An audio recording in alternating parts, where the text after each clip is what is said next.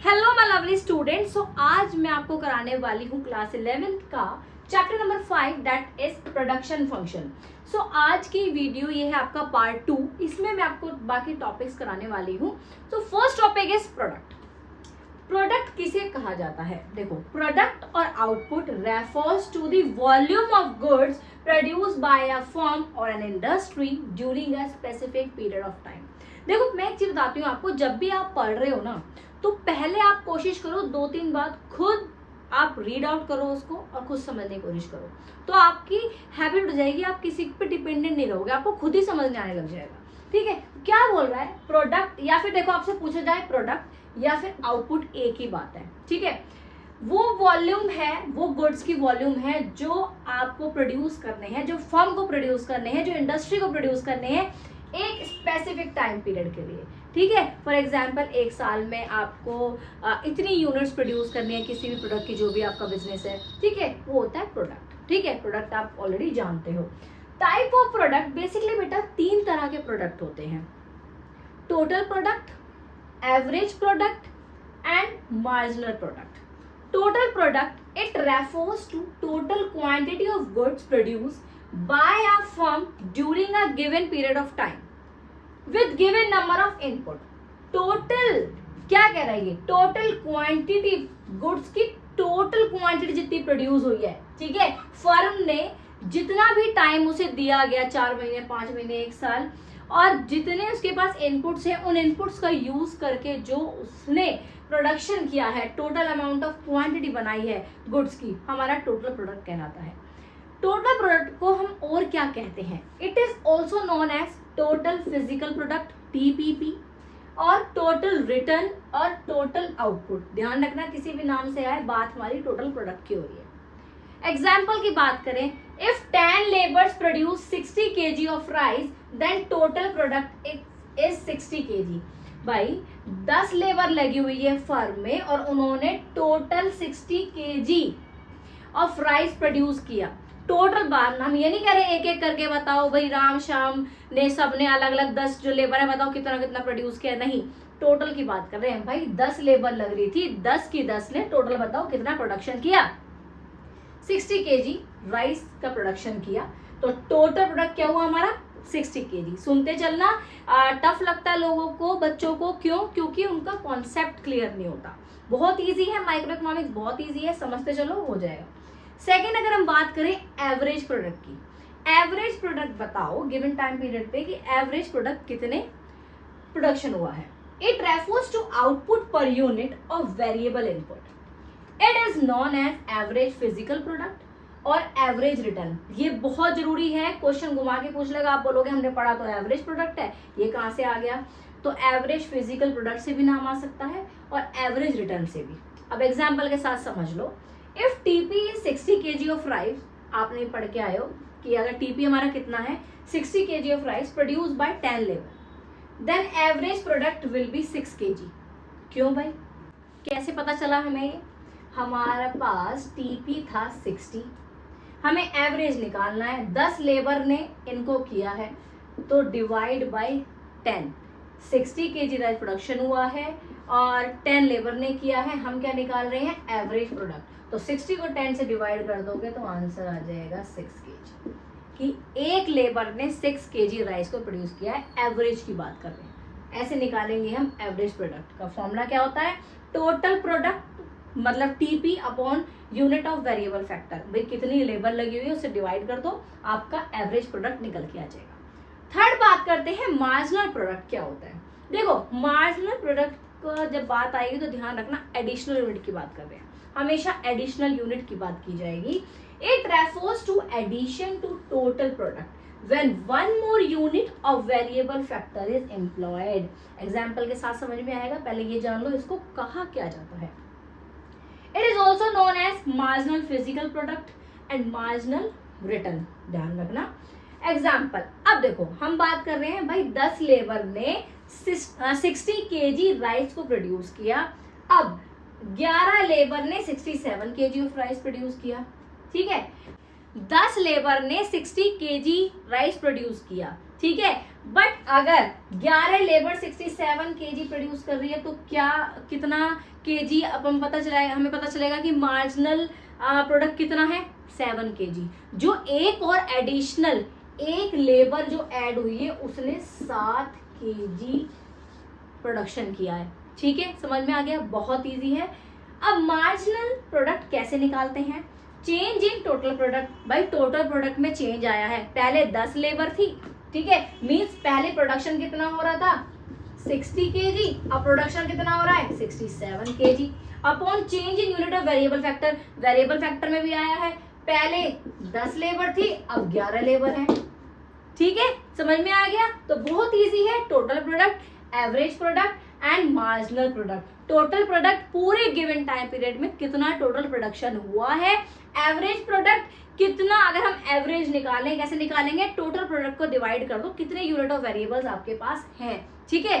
अब marginal product additional कितना additional हुआ है, ठीक है। एडिशनल यूनिट हमारी मार्जिनल प्रोडक्ट होती है, कैसे निकलती है, टोटल प्रोडक्ट में जो चेंज आया है उसको डिवाइड कर दो किससे, जितना आपका यूनिट ऑफ वेरिएबल फैक्टर में चेंज आया है। तो ये है हमारा total product, average product and marginal product. अब हम पढ़ते हैं आगे।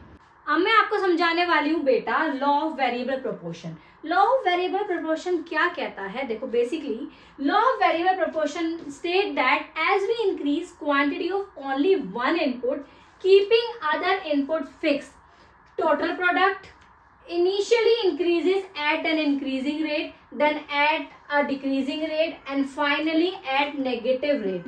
लॉ ऑफ वेरिएबल प्रोपोर्शन कहता है अगर आप वेरिएबल फैक्टर को ही बढ़ाओगे, वेरिएबल फैक्टर में आ गया लेबर, अगर आप लेबर को ही बढ़ाओगे बाकी चीजों को फिक्स रखोगे तो आपके साथ सिचुएशन 3 बैठेगी। पहले तो बेटा वो होगी इंक्रीजिंग रेट में, फिर होगा डिक्रीजिंग रेट में, फिर होगा नेगेटिव रेट में, ठीक है। अभी आप शेड्यूल और कर्व के साथ समझ में आ जाएगा आपको। It is also known as law of return, ये ध्यान रखना लॉ ऑफ वेरिएबल प्रोपोर्शन को क्या क्या कहते हैं। Law of returns two factor and returns two variable factor. अब बेटा कुछ अजम्पशंस हैं लॉ ऑफ वेरिएबल फैक्टर की, वो आप पढ़ लो। First is law of variable proportion always operate in short run. देखो लॉ ऑफ वेरिएबल प्रोपोर्शन हमेशा शॉर्ट रन में ही ये काम करेगा, क्योंकि आप शॉर्ट रन में, मैंने समझाया था आपको क्या कर सकते हो, शॉर्ट रन में आप खाली लेबर को ही बढ़ा सकते हो, फिक्स चीजों को नहीं चेंज कर सकते हो, ठीक है। फिक्स चीजें फिक्स रहेंगी इसमें। This law applies to field of production only, ठीक है, प्रोडक्शन के केस में ही यहाँ पे अप्लाइड होगा। The effect of change in output due to change in variable factor can be easily determined. भाई इफेक्ट बेसिकली किसकी वजह से आ रहा है, क्योंकि वेरिएबल फैक्टर में चेंज आ रहा है।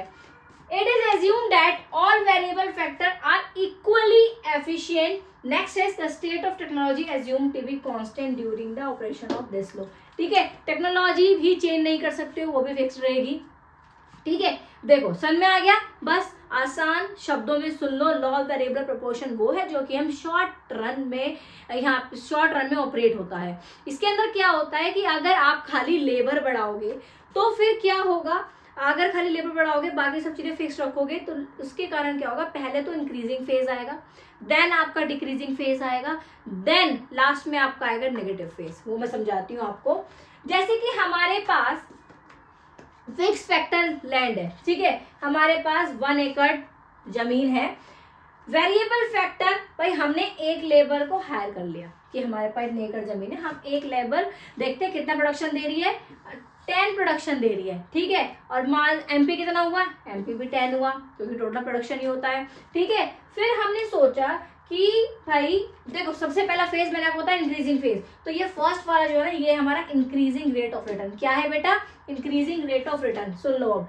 सेकंड भाई सेम वही हमारे पास फिक्स्ड है, हम लैंड को चेंज नहीं कर रहे हैं, लैंड फिक्स्ड रहेगी और लेबर बढ़ा रहे हैं। हमने सोचा कि भाई पहले 1 लेबर थी, अब 2 लेबर कर दो, तो भाई 1 से भले 2, सुना है ना आपने, तो 2 लेबर होगी तो भाई प्रोडक्शन भी ज्यादा होगा, तो टोटल प्रोडक्शन कितना हो गया, 30 हो गया। तो एमपी में कितना चेंज आया, एडिशनल कितना यूनिट, 20 चेंज आया, ठीक है। फिर हमने लेबर 1 और बढ़ा दी, टीपी कितना हो गया 45।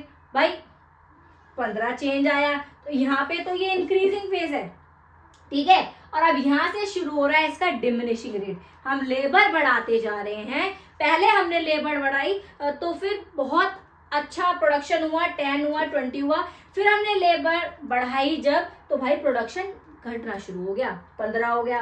फिर हमने सोचा एक और लेबर बढ़ा देते हैं, भाई प्रोडक्शन तो बढ़ ही रहा है लेबर के बढ़ाने से, चलो इस केस में भी दोबारा से प्रोडक्शन 45 से 52 हो गया।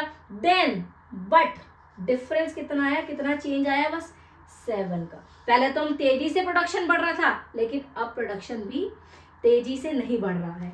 फिर हमने सोचा एक और लेबर बढ़ा देते हैं, भाई क्या पता प्रोडक्शन अच्छा हो। फिर बेटा प्रोडक्शन में ही कोई चेंज नहीं आया और चेंज 0, ठीक है, 52 का 50 रहा। फिर भी हमने सोचा कि भाई कोई बात नहीं, एक और बढ़ा देते हैं लेबर, क्या पता अच्छा प्रोडक्शन हो जाए। अब क्या कस्टमर है नहीं, क्या नाम है, बस प्रोडक्शन ही प्रोडक्शन के लिए हम लेबर बढ़ाए जा रहे हैं। हमने 6 कर दी लेबर, तो बेटा इस केस में क्या हो गया, प्रोडक्शन भी घट गया, माइनस में पहुंच गया, -4 हो गया, ठीक है। तो इस कंडीशन को क्या बोलते हैं, नेगेटिव रिटर्न टू फैक्टर। तो ध्यान रखना इनमें 3 फेजेस आते हैं, लॉ ऑफ वेरिएबल प्रोपोर्शन में 3 फेज आते हैं।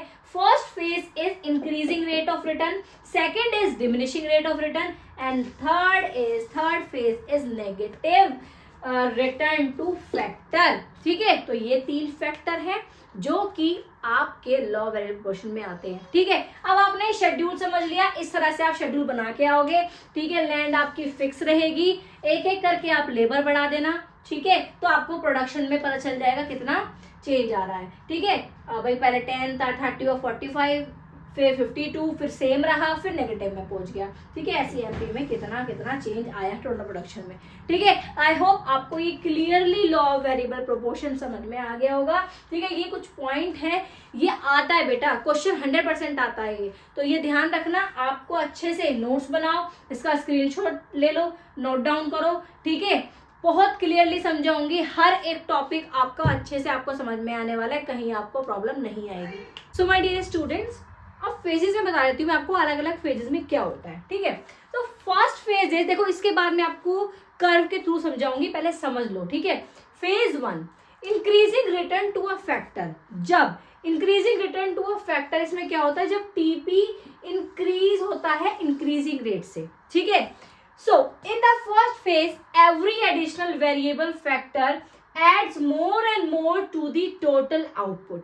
ठीक है, it means TP increases at an increasing rate and MP of each variable factor also rises. Phase 1 में बेटा increasing phase होता है, जिसमें TP इंक्रीज होता है, क्योंकि लेबर 1 बाय 1 बढ़ाई जाती है, ठीक है, जिसकी वजह से प्रोडक्शन अच्छा होता है, ठीक है। सो मार्जिनल एमपी भी हमारा अच्छे से निकल के आता है, ठीक है। जो गैप होता है वो बढ़ते हुए रेट में होता है, तो ये हमारा क्या है, increasing return to a factor. आप एग्जाम में इस तरह से लिख के आओगे, बहुत अच्छे नंबर मार्क्स आएंगे आपके, ठीक है। सो फेज 1 में क्या हुआ, increasing return to a factor, जब टीपी इंक्रीज होगा इंक्रीजिंग रेट से, ठीक है। जैसे जैसे एडिशनल वेरिएबल फैक्टर ऐड होगा, वैसे वैसे टोटल आउटपुट भी इंक्रीज होगा, ठीक है। So next phase is phase second, that is diminishing return to a factor. जब देखो डिमिनिशिंग रिटर्न टू फैक्टर होता है जब टीपी इंक्रीज होता है, बट डिमिनिशिंग रेट से इतना ज्यादा डिफरेंस नहीं आ रहा, इतना प्रोडक्शन नहीं आ रहा, ठीक है। टीपी बढ़ रहा है पर बहुत ज्यादा डिफरेंस से नहीं बढ़ रहा, कम, जिससे कि फेज 1 में बढ़ रहा था इस तरह से नहीं बढ़ रहा। In the second phase, every additional variable factor add lesser and lesser amount of output. It means TP increasing at a diminishing rate and MP starts falling with increasing in variable factor. ठीक है, मैंने आपको समझाया है। This phase is known as diminishing return to a factor. ठीक है भाई, पहले फेज में तो TP बहुत अच्छे से इंक्रीज हो रहा है, बट सेकेंड फेज में भी TP इंक्रीज होता है, बट डिमिनिशिंग रेट से, तेरा डिफरेंस नहीं आता है। Third phase is negative return to a factor. भाई थर्ड फेज में क्या हो रहा है, in the third phase the employment of additional variable factor causes TP to decline and MP become negative. This phase is known as negative return to a factor. इसमें क्या हो रहा है बेटा, जब एम्प्लॉयमेंट एडिशनल वेरिएबल फैक्टर की employment cause होती है, किसकी वजह से, टीपी किस पे आता है बेटा, डिक्लाइन होता है, एमपी नेगेटिव हो जाता है। ठीक है, देखो पहले फेज में क्या हो रहा है, टीपी बढ़ रहा है, सेकंड फेज में क्या हो रहा है, टीपी बढ़ रहा है लेकिन डिमिनिशिंग रेट से। फिर बेटा टीपी टोटल प्रोडक्शन कोई चेंज नहीं आता, जीरो हो जाता है और एमपी हमारा बेटा नेगेटिव में पहुंच जाता है। ठीक है, समझ में आ रहा है आपको। अब देखो भाई ऐसा क्या हुआ पहले फेज में जो कि टीपी इतना अच्छे से इंक्रीज हो रहा था। ये 3 रीजन है। ठीक है, हर कोई नहीं बताएगा, आपको बता रही हूं मैं, ध्यान से समझ लो, बहुत आसान लैंग्वेज में। Reasons for increasing return to a factor phase 1 पे क्यों हो रहा है। First reason is better utilization of fix factor. भाई फर्स्ट फेज में क्या हो रहा था, एक बंदा काम कर रहा था, प्रोड्यूसर ने सोचा एक को और ले लेता हूँ, एक से भले दो। ठीक है, कहते हैं ना एक से भले दो।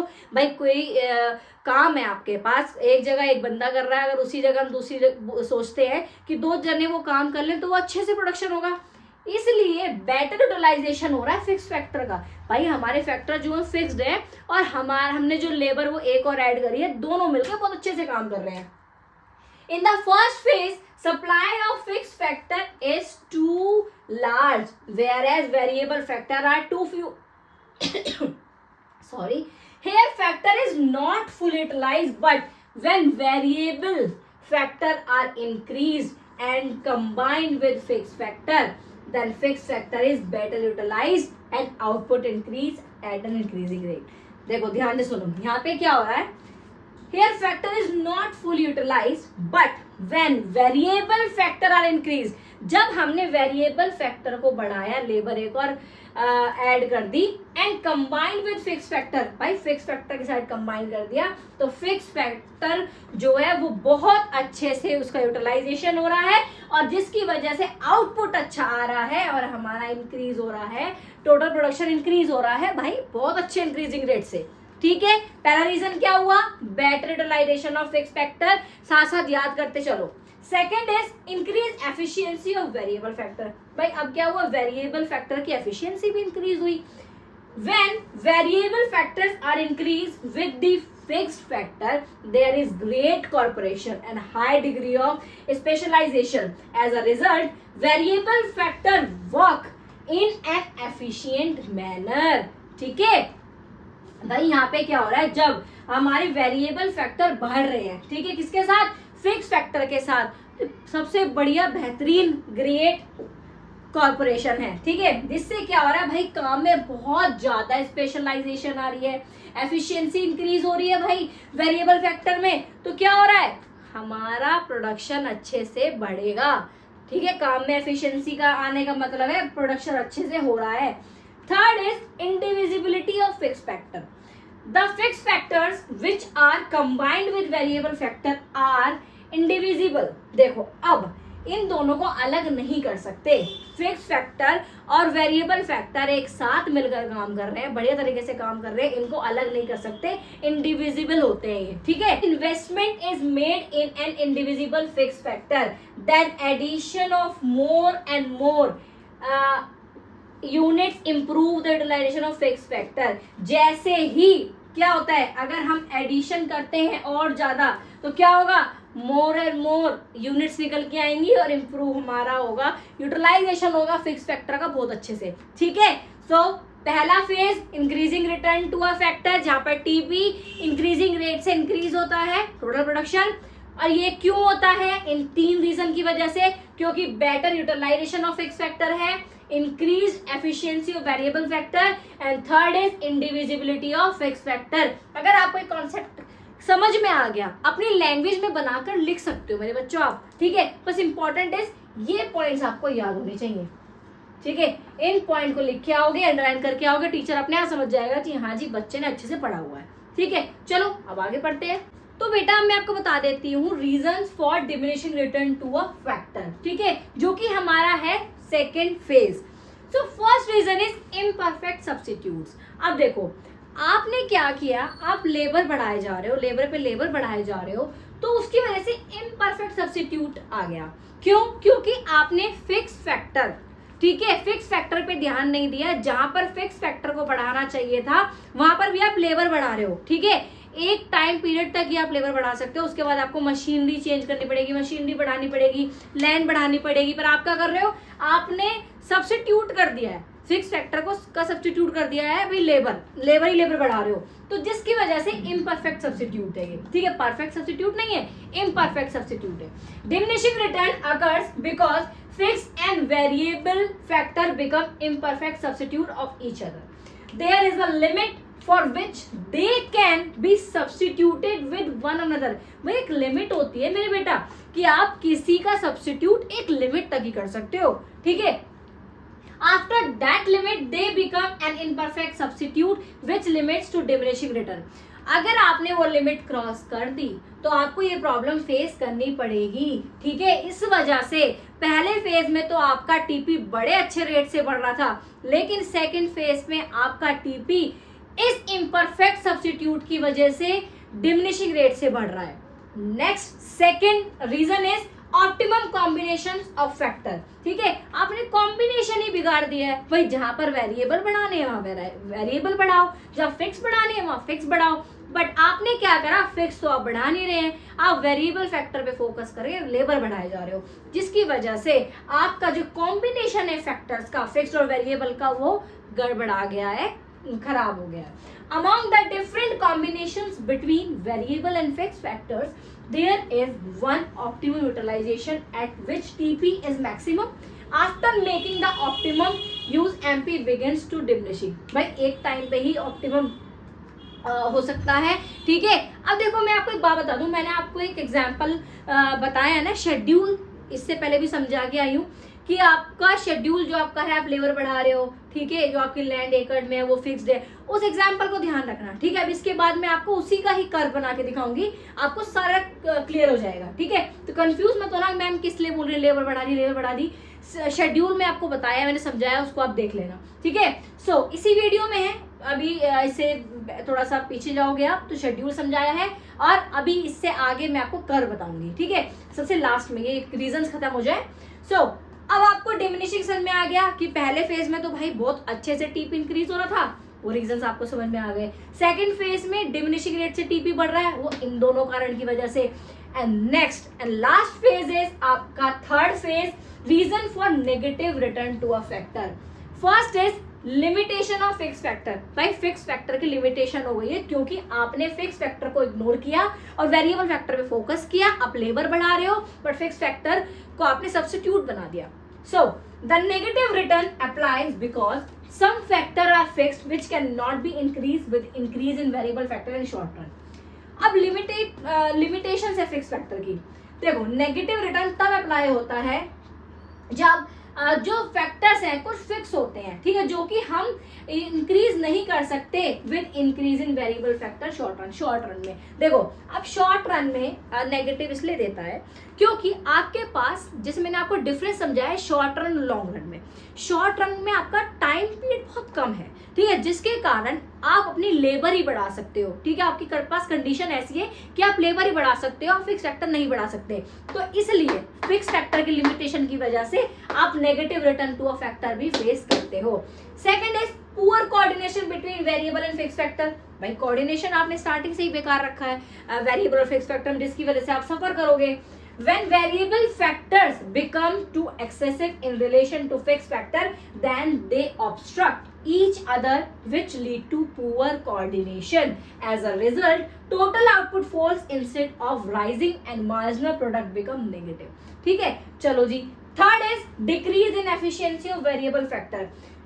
With continuous increase in variable factor, the advantages of specialization and division of labor start diminishing. भाई आप क्या कर रहे हो, आप कंटिन्यूस लेबर को बढ़ा रहे हो, जिसकी वजह से जो स्पेशलाइजेशन आना चाहिए, स्पेशलाइजेशन का एडवांटेज होना चाहिए था, वो आपका नहीं मिल रहा है, और डिवीजन ऑफ लेबर जो कि आपका घटता जाएगा, diminishing, it result in insufficient of variable factor which is another reason for the negative return. ठीक है बेटा, आपको रीजंस समझ में आ गया? फर्स्ट फेज के, सेकंड फेज के, थर्ड फेज के तीनों आपको पता होने चाहिए, ठीक है। अब मैं आपको कर्व बना के दिखा देती हूँ, इसका पूरा आपको टॉपिक क्लियर समझ में आ जाएगा आप, ठीक है। तो इस चैप्टर के जो बाकी बचे हुए टॉपिक है वो इस नेक्स्ट वीडियो में बताऊंगी मैं, ठीक है।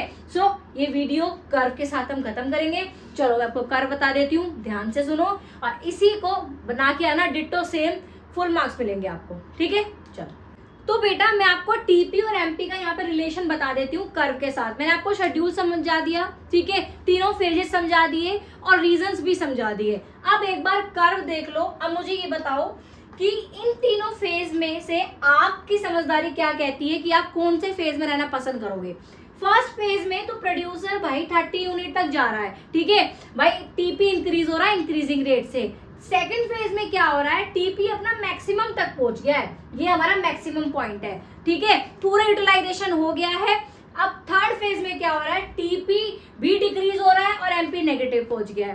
तो अगर आपका एग्जाम में क्वेश्चन आता है तो एक बात ध्यान रखना, प्रोड्यूसर को सेकेंड फेज तक तो जाना चाहिए क्योंकि अच्छे से कम प्रोड्यूसर मैक्सिमम पे पहुंच गया है। थर्ड फेज पर नहीं जाना चाहिए क्योंकि एमपी नेगेटिव है और टीपी भी डिक्रीज हो रहा है, ठीक है। धीरे धीरे धीरे ग्रो हो उसमें कोई प्रॉब्लम नहीं है, बट एकदम से बिल्कुल डिमिनिशिंग हो जाए, बिल्कुल ही कम हो जाए, वो चीज गलत है, ठीक है। तो पहले क्या हुआ, पहले फेज में हमारा टीपी बढ़ रहा है, एमपी भी बढ़ रहा है, ठीक है। हमारा सेकेंड फेज में टीपी आपका बढ़ रहा है और आपका एमपी क्या हो रहा है, डिमिनिशिंग रेट से हमारा टीपी बढ़ रहा है, बात ध्यान रखना, ठीक है।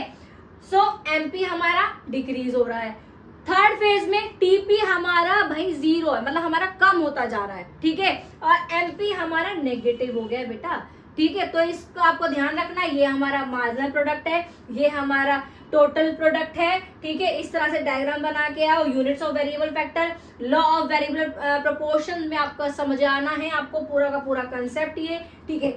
यहाँ पे आपको मेंशन करना है ये हमारा मैक्सिमम है जब टीपी मैक्सिमम पे होगा। ये बहुत अच्छी बात है कि प्रोड्यूसर मैक्सिमम तक पहुंच गया है, ठीक है। आई होप आपको क्लियरली समझ में आ गया होगा। पर एक बार ध्यान रखना, क्वेश्चन कई बार टीचर घुमा के पूछ लेते हैं कि भाई प्रोड्यूसर को कौन सी स्टेज तक पहुंचना चाहिए, कौन सी स्टेज पे होना चाहिए। अगर आप फर्स्ट स्टेज पे भी रुक गए वो भी गलत बात है, क्योंकि आपकी जो कैपेसिटी है पूरा मैक्सिमम, आप मैक्सिमम तक पहुंच सकते हो, यूटिलाइजेशन कर सकते हो, अपना पूरा अच्छे से प्रॉफिट कमा सकते हो, तो क्यों ना आप वहां तक पहुंचोगे, ठीक है। सो थर्ड तक नहीं पहुंचना चाहिए। आई होप आपको सारे टॉपिक क्लियरली समझ में आ गए होंगे। So please do like, share and comments on my video, ठीक है। कोई भी प्रॉब्लम है आप मुझे बताओ, कमेंट्स में बताओ। और मैं बहुत इजी एक्सप्लेनेशन के साथ आपको समझा रही हूँ मेरे बेटा, ध्यान से पढ़ते रहो, मेहनत करो, एक दिन आप सक्सेसफुल जरूर होंगे, ठीक है। चलो वीडियो के साथ साथ नोट्स बनाते रहो, आपको फायदा देंगे आगे 100%।